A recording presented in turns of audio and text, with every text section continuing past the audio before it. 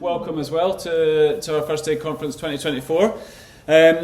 My presentation today is a little bit about sustainability in the first aid training sector, and what I want to do is introduce just some of the things that we've been doing at the First Aid Training Co-operative in the realms of sustainability, with the hope that that maybe inspires you, encourages you, gives you some ideas for things that you could also do in your business.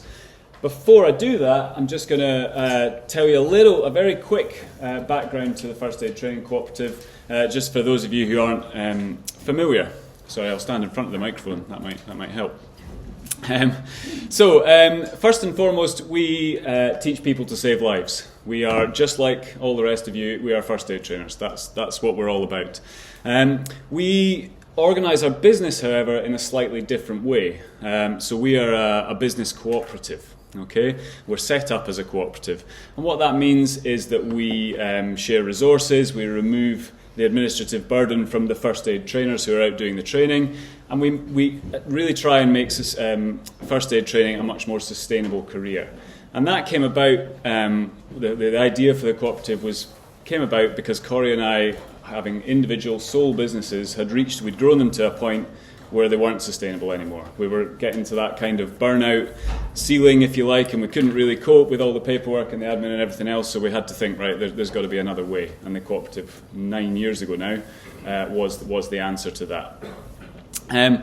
It is very safe to say that we are much, much greater than the sum of our parts. So what started out as Corey and I is now grown to an office team of 5 or 6 people and a team of 30 trainers right across the UK. And it's the cooperative model that really allows us to do that. So that's very briefly, in a nutshell, what we are all about. So on to the sustainability then. So sustainability is very definitely a current buzzword. I think you'd all agree. Lots of brands and companies sort of bandying around the word sustainability. And I'm kind of here to ask the question, is it just a buzzword? Is there any substance to that? What can we do to make sure that it does have substance? Because if we're going to do something about it, it needs to be credible, doesn't it? I think we can all agree that planet Earth and the people on planet Earth are having a hard time at the moment. The climate crisis is absolutely on us now. There's no denying that. And with economic crisis, global pandemics, wars here, there, and everywhere, we're having a tough time, aren't we? That's absolutely undeniable. So it kind of makes sense that sustainability has become a buzzword. People are interested in it. People are, whether for cynical marketing or for actual intent, they're jumping on the sustainability bandwagon. I think to avoid the buzzword accusation and to avoid any accusations of greenwashing or anything like that, we really need to be careful to avoid lip service, don't we?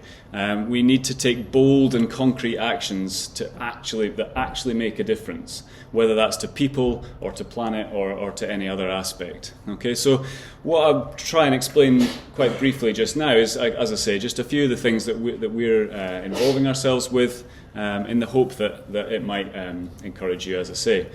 Now, as Corey said, this is all about networking. This is about bringing us all together as small first aid training organisations to discuss our ideas, to discuss what we're doing. So I'm by no means saying that we've thought of everything, that we're perfect. I'm here to share what we're doing, and what I'd really like is to chat to you through the day and for you to give me your ideas, because you've no doubt got lots of ideas that we haven't thought of, and hopefully we can kind of work together to raise the game of the sector, really, is what would be a good outcome. So when I think of sustainability, and I think it's generally accepted that when you think of sustainability, you really need to be thinking of 3 different pillars, if you like, 3 different aspects of sustainability. So one of those is business sustainability, one of those is environmental, and the last is social. Okay, they need to be considered together. They are mutually beneficial and kind of interrelated, as we're gonna discuss, certainly in our business. There's no point in being an environmentally conscious and environmentally proactive business if that business doesn't survive. So you need to think of all 3 all at the same time, and they are very much interconnected. So let's start with social sustainability. we at the First Aid Training Co-operative, we have a social conscience absolutely woven into the fabric of our business simply by being a cooperative. A cooperative is a business model with a social conscience. So cooperative values are written into our articles of association by default. They have to be for us to call ourselves a cooperative. We are members of Cooperatives UK, and they advise us on relevant policies and the relevant parts of our business for that angle. And they also provide a bit of additional governance and that kind of thing to make sure that we are doing what we need to be doing as a cooperative and that we're living up to those values.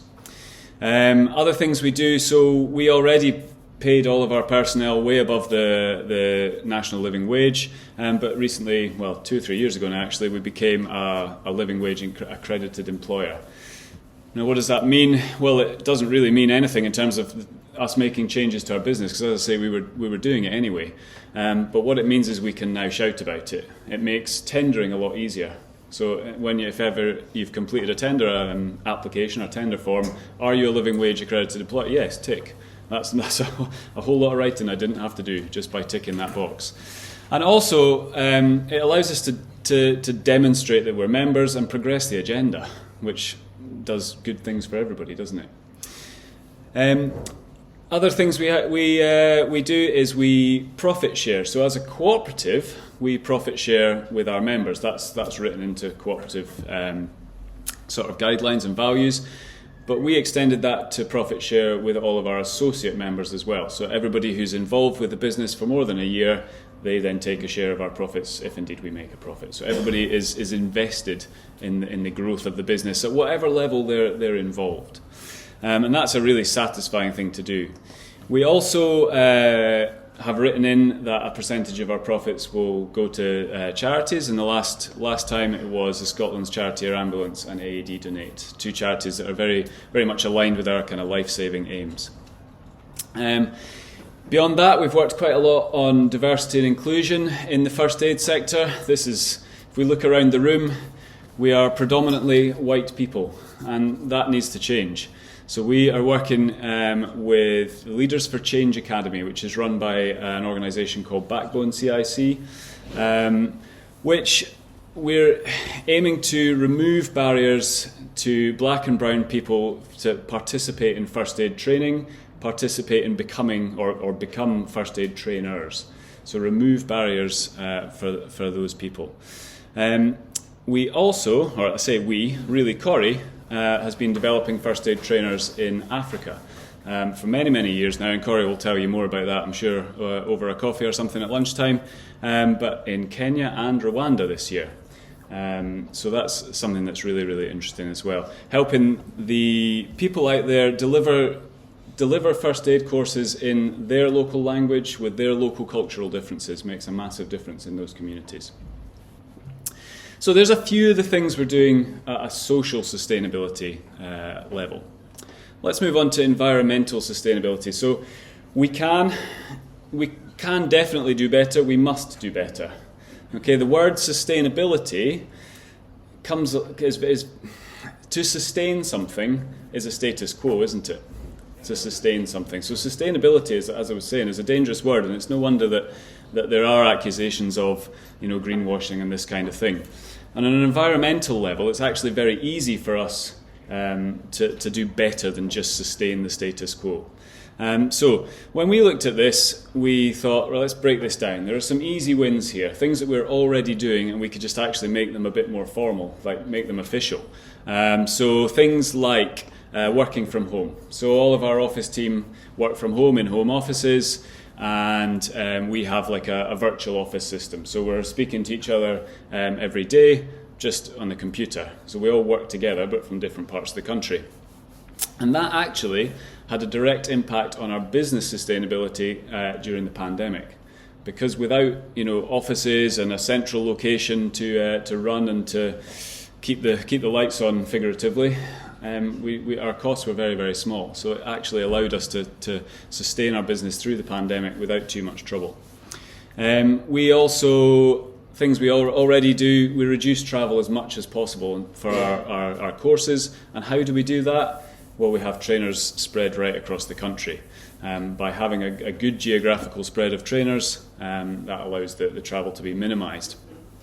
And that also is better for business. So reflecting on the business sustainability front, that means we can grow the cooperative as a brand, as a business in different parts of the country. We can manage the demands that are placed on us. Since we were started as a cooperative, we have aimed to reduce paper. We tried as best as we can to pull every bit of paper out of our system as much as we could. And up until a couple of years ago, we realised that the last bits of paper that we're using are the actual bits of paper on courses that the trainers go and use for assessment and registration and so on and so forth. So last year, we invested quite a significant amount of money into Captis, which you're going to hear about in the next presentation. It is an app, a trainer-based app. So now the trainers go out with their device, either their phone or their tablet. All of the registration forms, the risk assessments, the assessment forms, all of that is all preloaded. It's synced in from Arlo that we use, and they do everything on their tablet. At the end of the day, they then click a box and it comes straight back to us. So no paper needs to be written on, no paper needs to be printed, no paper needs to be produced, no paper needs to be sent. And everything is an awful lot quicker as well. So from a business sustainability standpoint, we're saving hours and hours and hours of time, which is massive. It's really, really good. And we've definitely made back that investment already just in this year. Other things then, so we thought, well, how do we demonstrate a bit more to our clients that we are, let's say, walking the talk? So we made sure that our uniforms for all our trainers and all our personnel are organic, are sustainably produced, are ethically produced. We, as I say, zero paper courses. The clients see that. We gave each of our trainers a thermal mug, so they're not having to use single-use coffee mugs. We are running, as best as we possibly can, a waste-free conference. So it would be a bit silly for us to stand here and talk about sustainability and for you to go away with a goodie bag full of single-use plastics that you're going to put in the bin. Okay, so I hope that you're all on board with that general idea and general theme. So there were some easy wins. They were pretty straightforward, things we were doing anyway. Then we realised, okay, we're going to need to actually invest a little bit more in this. Okay, we're going to need to take some slightly more bold and concrete actions. So the first part of that is to start monitoring and reporting on our environmental impact, actually working out what our environmental impact is in a measurable way. So in kilograms or tons of carbon dioxide equivalent, getting the terminology right here, that we emit every year. So we work with a company called Ecology, and they, through some quite clever software, they tie into our accounting system, and through everything that we spend money on is a really good measure of what we are consuming and therefore what our emissions are. So they then give us a report which also includes things like our emission targets, our emission goals for the next year. It breaks down our emissions into different scopes and into different areas, so we can really work on reducing those. Ecology also allow us through their verified systems to purchase carbon credits. So rather than offsetting, you think of this as putting money into improvements in the future. So we take that amount of emissions, that amount of kilograms that we emit every year, and we purchase the equivalent amount of credits that goes into renewable projects and things all over the world. But we don't just choose renewable environmental sustainability, we choose ones that have a social conscience and really try and think about what we're investing in there. So that technically means that we are a carbon neutral company and have been for a couple of years. It doesn't, get us off the hook with working towards net zero, but at least we're doing what we can on the way there. All of that, again, and I've said this a lot now, links to business sustainability. So we, this last year, achieved ISO 14001 to add to the other ones we had, and that was very, very easy. With all of this work that we'd done, the auditor came and said, oh, right, yeah, this is an easy day, and he basically ticked some boxes and walked back out again. That, in turn, makes tendering much easier, and so on and so forth. Other things we did, we rewrote our policies. So our environmental impact policy we rewrote to promote and incentivise some environmentally conscious choices. So it's all very well doing it as a company. What about the people in the company? We all need to be living and walking that talk, and that hopefully filters through to their families and their friends and what have you. So we have some policies such as vehicle choices. So we pay an extra mileage allowance for people with the least polluting vehicles. We provide time for our office team, so office time, paid time, if they want to switch to a more renewable or a completely renewable energy supplier, because our offices are their homes. So we need to know that their homes are powered by renewables. So we're going to provide, we already do provide the time in the office to do that. Also our public courses, so venue choices for public courses, access by public transport is a priority in that decision-making process. And the last little bit, that this is actually something we're now going to do from really like this month onwards, we've really just started this, is a mannequin lung and face shield project. So it's pretty apparent to all of you in the room what's the most single-use plastic that you use on a training day is mannequin lungs, isn't it, or face shields. So there has to be a better way. There absolutely has to be. So currently we're working with universities to find a student who'll do a final year project researching a way into improving that situation. We're not really sure how that's going to look, but there must be a way. The face shields, I can sort of visualise that's quite easy. They just need to be compostable or washable, because they're a pretty easy thing to produce. But the mannequin lungs with all the different patents and everything is going to be trickier. However, we've got to start somewhere, haven't we? We've got to start that ball rolling. And again, if we could produce reusable mannequin lungs, or someone could produce reusable mannequin lungs, that's going to save all of you quite a lot of money, isn't it? So business sustainability, it's worth the investment, isn't it? It really is. So the bigger picture, as I've kind of hinted at there, is that our impact is really important as individuals, but it's limited, isn't it? What I do is important. I need to do my bit, but it doesn't really move the needle, does it? So to make a difference, everybody needs to do their bit. So what we're really trying to do is influence, is encourage, is incentivize. So we are encouraging our clients through some things on the website. So shortly, clients will be able to buy carbon credits against the emissions of their course. We know how much a training day emits on averaged across the year, so we'll be able to provide a way of clients to buy credits against that. We are signposting. I'm going the wrong way around there. We are also signposting sustainable travel choices to our public course venues. We're also asking our suppliers, so we wouldn't work with suppliers who are aligned with our aims and our values, so we're asking our suppliers to show us their environmental policies and what are they doing. And if they're not doing, can we change that? And that works both ways because we are also a supplier. The idea of the conference is to start, amongst all the other ideas of the conference, the reason behind me chatting to you about this now is to try and make a change a little bit to the first aid training sector, and can we make the first aid training sector a little bit more sustainable? We're actually quite an easy sector to change. We don't have a massive impact, so it's small things make a big difference. And if we can make a difference in the room, then maybe we can make a difference in the greater first aid training sector, and then maybe to the training sector more generally, and maybe to the educate, and so on and so forth. Maybe that way we can properly make a difference. So, last of our three pillars then is business sustainability. So I'm sure, like most of you, last year and the year before was really, really, really busy. Yeah, we had a very, very busy year with the COVID backlog and all the rest of it.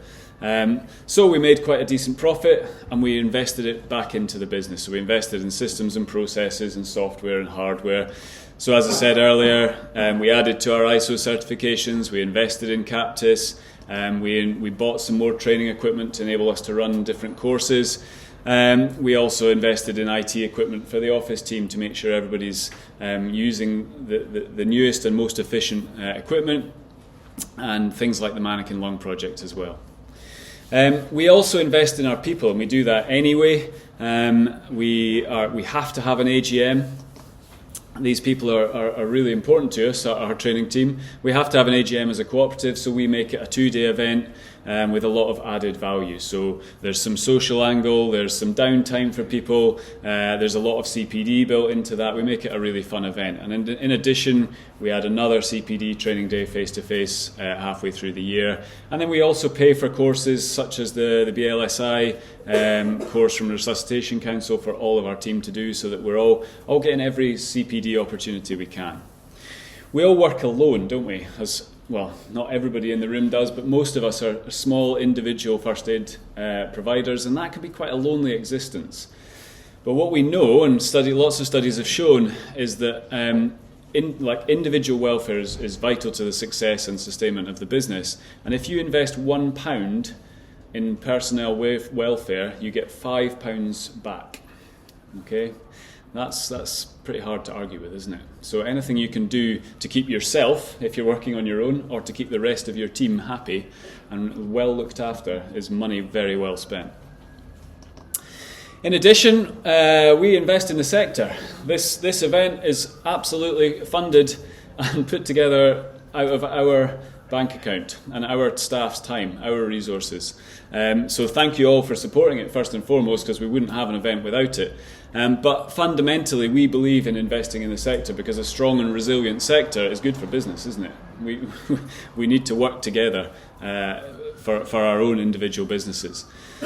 And all of that allows us to grow our business and make it sustainable over the long term. So we do that through increasing our membership in different parts of the country and in different sort of niches, if you like, and also through acquisitions. So quite often when people are looking to get out of the sector or looking to retire, or for one reason or another they're looking to leave first aid training, they come and speak to us. And we have successfully acquired a few businesses, which has allowed us to grow. And with the investments we've made in our business, we have the capacity to do that, which is a nice place to be. So that's the end of my presentation. I'm going to leave you with one thought, and that is that doing good by the planet, doing good by the people, is doing good business. Okay, and that tends to come back round and round and round. And if we're going to do all of that, if we're really doing that properly, it's not just sustainability, is it? It's responsibility. Yeah, it is our responsibility to do these things. We absolutely have to. Thank you.